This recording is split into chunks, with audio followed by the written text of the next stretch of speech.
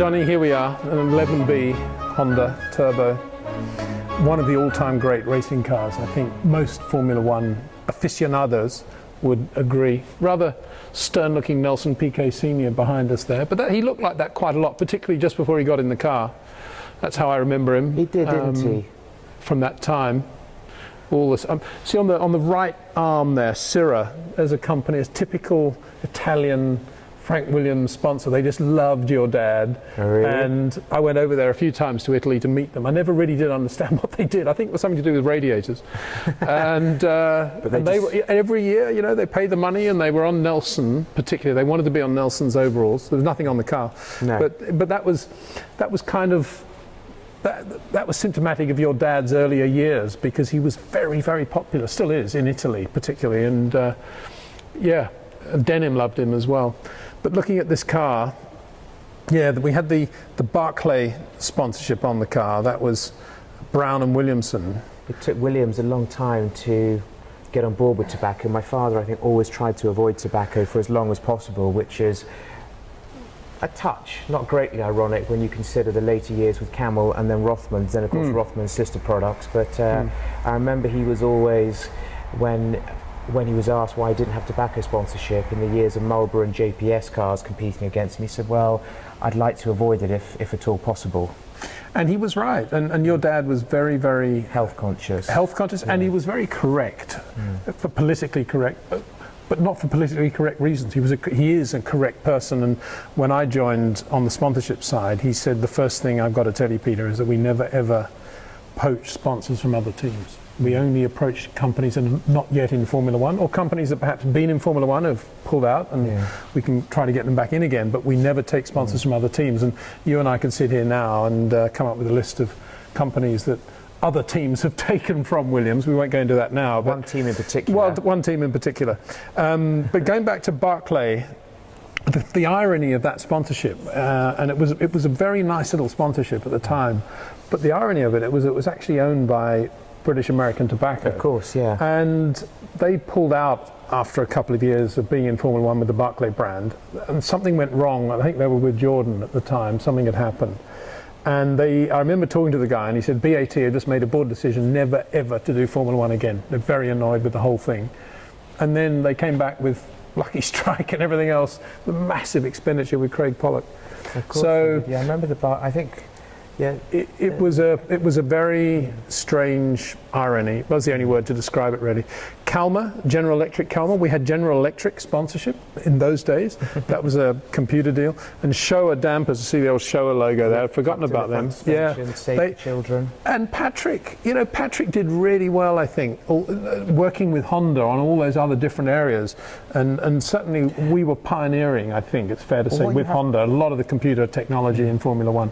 And what you have to remember about Patrick in this era, more in 1986, was that he was having to take on board a great deal, as I'm sure you were and Sheridan were, of my father's responsibilities, given that 1986 was, in effect, the 1 year in all of this that my father actually missed due to his accident and the recuperation.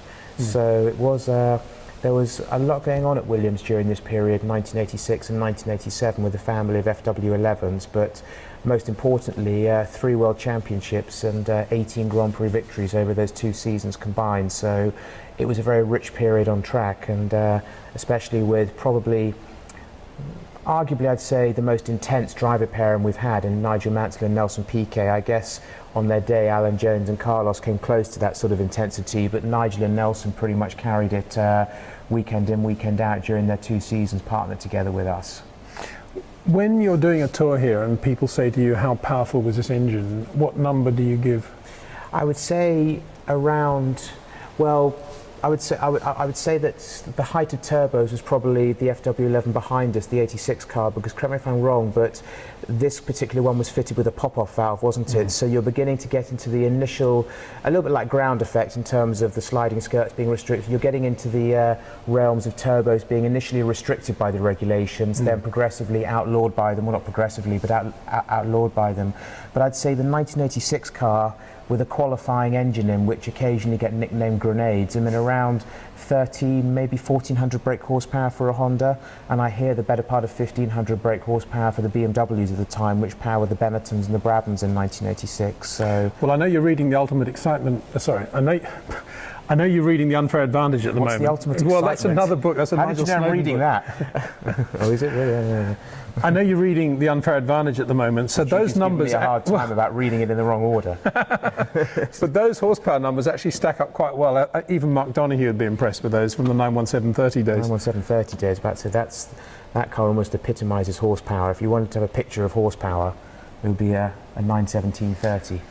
But Nigel particularly, well, Nelson loved it too, I'm sure, but Nigel was just classic with his car, and I've told this story a few times, but at the end of '86, we did a celebratory tour of Japan because there had been no Japanese Grand Prix, and the Honda Waco, Waco being their factory where the engines were built, employees, 1,000 or so of them, taken off various other programs to work on the Formula One engine program, had never actually heard the engine in the car or seen the car running. And so we went to Japan with a very small team of people, and Nigel and Nelson. And Nigel was supposed to do a demonstration at the Waco factory, and then Nelson was supposed to drive, and did drive, at the Toshigi Oval, which was another story. The Goodyears went off after 2 laps, just sort of throwing off bits of rubber with the G-loading on the banking, so that didn't go particularly well. But the Waco one was a little bit like this, about where Johnny's standing relative to the front wheel is where was the sort of distance the Japanese employees, Honda employees, were standing from the car. Nigel was there, and John Cadd and a few others around the back, revving this thing, and was supposed to do a standing start down a sort of 200-yard stretch of the car park, and it was just full of Japanese employees in white overalls, Honda employees, all loving it. And this is when Nigel decided for the first time in his life he'd do donuts without even telling John Cadd. It was so funny. And he just lit the thing up, put it onto lock, and did, I don't know, 7 or 8 360s with his hand, the usual thing, hand in the middle, smoke spiraling upwards.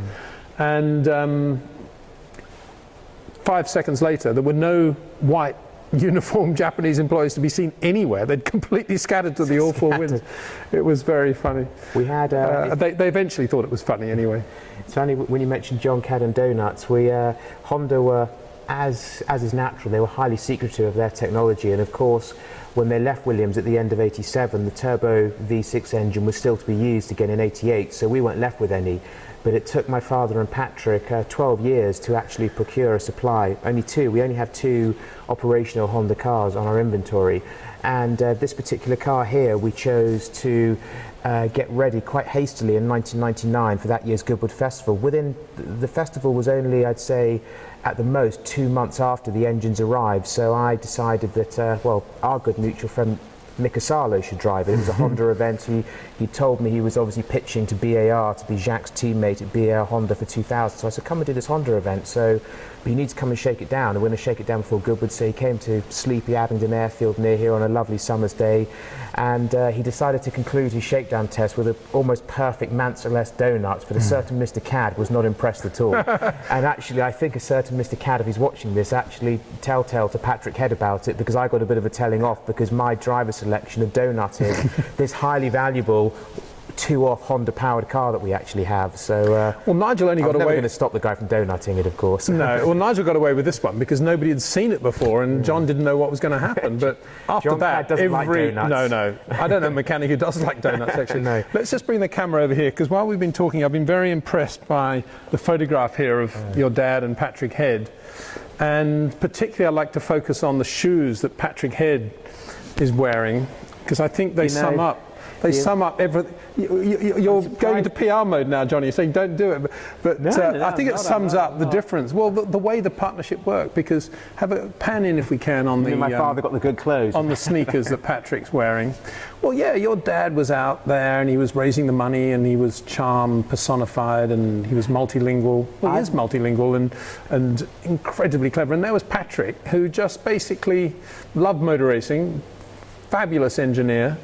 And sartorial elegance, I guess, wasn't massively high on his list of priorities at that point. I've never actually discussed this particular photograph with Patrick, but surprisingly, to bring his name back into this discussion for a third time, a certain Mr. John Cadd, apparently 10 years ago, when that photo was put up, put a bucket beneath the photograph and wrote on it, "Donations for shoes, please." Which, so that's what John Cadd claims to have done. I never actually saw it. The interesting thing is that that's the original 78, 79, 80 Williams truck.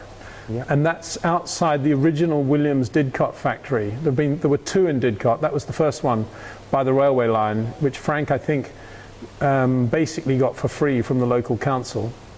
And then we moved into a much bigger facility, the other side of the railway line, near the big cooling towers. So the 80 World Championship was won from there. The 92 World Championship was won from the other Didcot. And then the remaining World Championships have been won from Grove, I think, correct? No, I mean, Didcot 1 was 1977 to 1983, so that would have been 4 World Championships. Okay, yeah, no, what I meant was that each place has had its own World Champion. Oh, yeah. Yeah. You've won a World Championship in each venue. Each venue, yeah. Sorry. Yeah. Well, no, don't apologise. You're far more. Now, this is the FW12, right? Yes, 2 of them, the original specification car and then the B specification car, the passive car from later in. And one of my very good friends, Colin Bach, has one of these in California. I've always thought it was a beautiful car, this, and sadly, of course, in active ride form, it wasn't brilliantly successful. It wasn't, but it did in passive form, it was a good little car. And let's not forget, even though perhaps not the aesthetically most pleasing version of the Trio, because it was longer than intended because of the installation of a V10 engine. These were V8 jug-powered cars, but the C specification car did win a Grand Prix, and actually was the backbone of us finishing second in the World Championship in 1989, our first year in partnership with Renault, and of course on its day in 1988 was very, very quick. I mean, when horsepower didn't account for much, I mean, we were serious opposition to McLaren Honda, brushing aside their usual rivals Ferrari, Lotus Honda, and on races such as Silverstone, which was in the wet, Budapest and Jerez, for example, in the dry, the car was very competitive. Yeah, lovely little car. Very lovely little car. No straight lines on it, really. It's just all curves and beautiful. Just a nice juxtaposition here. I'm sure this is not the order in which a group would be taken, but just to see these cars next to the Williams Hondas. Yeah, the cars from the mid-2000s versus the mid-1980s. Well, the thing that staggers me, Johnny, is that back in 86, 87, the 11A and the 11B appeared, and in my memory were huge Formula One cars. They were the biggest thing I'd ever seen in my life. They were big cars. They actually got quite small now relative to these. Compared to, I think it's amazing, isn't it? I mean, what we're looking at here, going away from the camera, deeper into the picture, is the 2008 FW30, the 2009 FW31, and then 2010's FW32, which is an incredibly big car wheelbase wise, and essentially the collection is presented chronologically, but this does represent a little bit of short of space for us, in that we're gradually going to work our way into there and come back along this wall. So that's why we do have this example of 1980s cars versus contemporary cars. But I think the point is that, like road cars today, where a 2-seater is bigger than a 6-seater of the 70s because of all the side impact and the airbags and everything else. We talk a lot about the safety of current Formula One cars, but one of the reasons they're so safe is because of the amount of space the cars now take up. There's a lot of mass there. They are. The driver is very ensconced in the car these days. Yeah, there's a lot of stuff around him if you look at them alongside an 11, and it's really interesting, I think, to see that comparison between the two. It is a good thinking point when you view the cars chronologically, for sure.